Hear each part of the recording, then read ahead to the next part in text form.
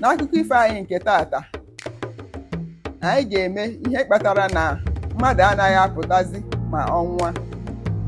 Why men don't come back to life when they die. Easy Igbo with Ngozi. Mgbe Chineke kechara mmadụ, o nyere ha ohere iji aka ha wee họrọ ma mmadụ ọ ga na-apụta ma ọ nwụọ ka ọ ga-abụ onye nwụọ na ya apụtazina. Ọ gwakwara ha sị ka ha họpụta anụmanụ abụọ. Otu n'ime ha ga-abịa gwa ya na ọ bụrụ na mmadụ nwụọ na ọ gaghị apụtazi ọzọ, ebe onye nke ọzọ ga-agwa ya na ọ bụrụ na mmadụ nwụọ emesịa ka ọ pụtakwa ọzọ. Ọ gwakwara ha na ọ bụ nke bụ ụzọ wee lute ya ntị n'ihe ga na-eme. Ka o kwusịrị otu a, ndị mmadụ nwere nnukwute aṅụrị. Ha wee họpụta nkịta nakwa mbe. Ha nwere aṅụrị n'ihi na ha bụ n'uche na nkịta bụ anụ na-agbalite ọsọ nke ukwuu, na ọ ga-eje ozi eziri ya nke ọma. Ha wee gwa nkịta sị ya na ọ bụrụ na o ruo na be Chukwu ka ọ gwa ya na ọ bụrụ na mmadụ nwụọ emesịa ọ pụtakwa ọzọ. Ma ha ziri mbe si ya ka ọ ga-gwa Chukwu na ọ bụrụ na mmadụ nwụọ na ọ ga-apụtazi ọzọ. Ka ha zisara ha ozi a, nkịta na mbe wee chịpụ ije. Nkịta gbapụrụ ọsọ wee na-agbanarụ mbe. Ka ọ na-agba ọsọ a, o nwere ebe o rutere, o wee fụ ebe a wụsara ọkpụkpụ. O nee anya n'azụ hụ na mbe anaghị abịa nso. O wee kwalite tawa ọkpụkpụ. Ka ọ na-atazi ọkpụkpụ ndị ahụ, mbe rutekwara ebe ahụ ma gafee ya wee na-aga. Nkịta hụrụ mbe mana o bu n'obi na mgbe ọbụla ọ chachara ọkpụkpụ na ọ ka ga-agbafekwa mbe.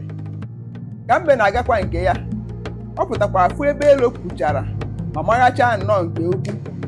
Maka o lere elo ndị ahụ anya, ọ sị na elu a ga-amasịkarị ya ili na ọ bụrụ na ya ejechaa n'ozi eziri ya ka o jegodu ji ya tupu o rie ya bụ elo.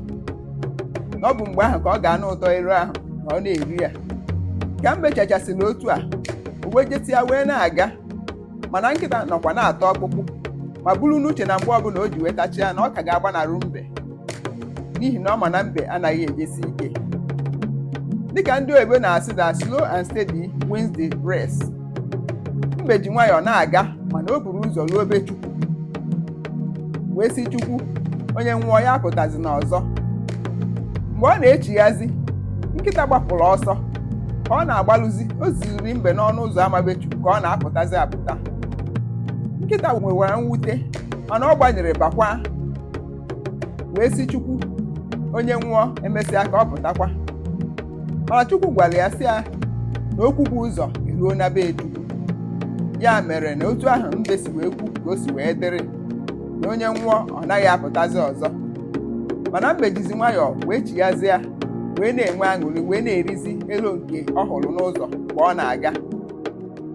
Nke a na-akụziri anyị na anyị agaghị na-ebugodo ụzọ mewegodu mmemme tupu anyị alụwa ọrụ. Na a ga-ebugodo ụzọ lụọ ezigbo ọrụ mgbe e mechaziri wee nwebezie aṅụrị. N'ebe a ka m na-ewetazi akọ nke a bụ ihe mere na mmadụ anaghị apụtazi na ọ nwụọ n'isi njedebe. Don't forget to like, share and subscribe to my channel. Ka emesịa, ọ dị oge ọzọ.